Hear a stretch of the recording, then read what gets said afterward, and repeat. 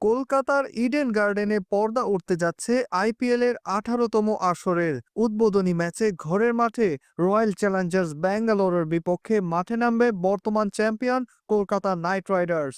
আর এই ম্যাচের আগে হবে জমকালো উদ্বোধনী অনুষ্ঠান, যেখানে অংশগ্রহণ করবেন বলিউড বাদশাহ শাহরুখ খান এবং বিগ বস সালমান খান সহ বেশ কয়েকজন তারকা।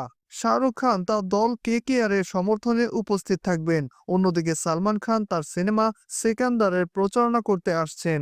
এই সন্ধ্যাটি অত্যন্ত বিশেষ হতে যাচ্ছে।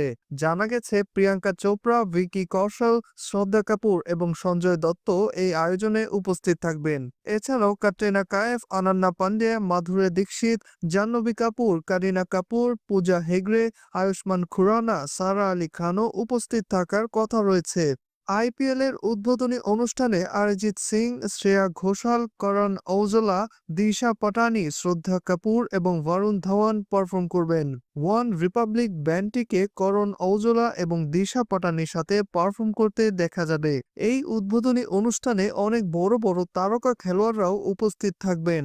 এবারের আসরে অংশ নেওয়া 10টি দল হল Gujarat Titans, Kolkata Knight Riders, Lucknow Super Giants, Chennai Super Kings, Delhi Capitals, Mumbai Indians, Punjab Kings, Rajasthan Royals, Royal Challengers Bangalore এবং সানরাইজার্স হায়দ্রাবাদ। 13টি ভেন্যুতে অনুষ্ঠিত হবে মোট 74টি ম্যাচ।